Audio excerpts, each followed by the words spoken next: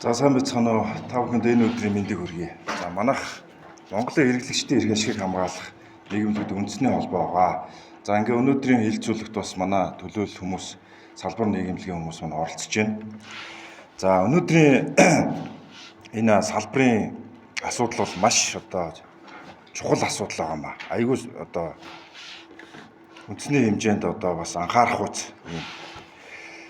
За би нэг хоёр үндсэн асуудал дээр саналаа хэлье гэж бодсон юм аа. Энэ болохоор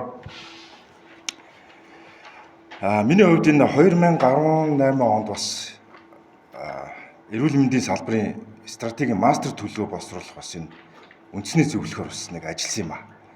За тэгэхэд бол ийм эмнэлгийн хэрэгслийн энэ агентлагийг зайлшгүй байгуулах нь зүйтэй гэдэг ийм шийдвэрийг оруулад 20-26 онд бас үндэсний энэ мастер төлөвлөгөө хэрэгжиж явж байгаа.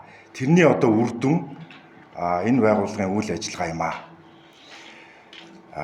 Тэгээд бас яг энэ агентлаг маань хэрэглэгчтэй яг чанартай энэ эмнэлгийн хэрэгслийг бас ханган нийлүүлэхэд бас хурж тулж ажиллаж чадж гэнэ үү гэхлээр бас хангалтгүй байна.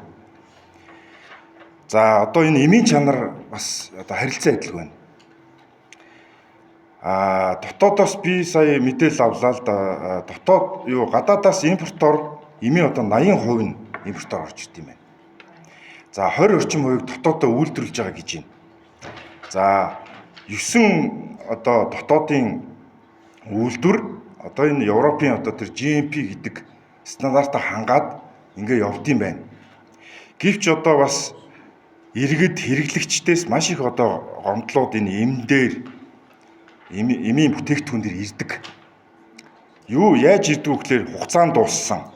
Хадгалтын горим алдагдсан. За дотоод үйлдвэрлэснүүд нь бол яг тундаа тухайн эмийн үйлчлэл тэрэндээ хүрэхгүй байна. Гэх мэтчлийн ийм стандарт хангахгүй юмнуудыг маш их хэрэглэгчд бас ярьд юм аа. Тэгээд энэ дээр яг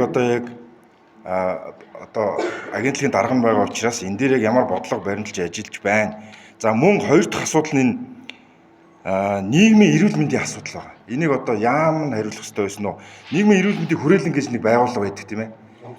Үндэсний хүрээлэн. Энэ айгүй хэрэглэгч иргэдэд соён гэгээр үйлж болохгүй байгаа асуудлуудыг ингэж танилцуулж ингээд иргэдэд нээлттэй ингэж мэдээлэлээр хангаж байх ёстой байгууллага. Яг ерөнхий юмнууд харагдж байгаа боловч бас хангалттай байгаа нь харагдж байгаа. Яагаад гэвэл та бүхэн нийгэмд үүсэж байгаа маш их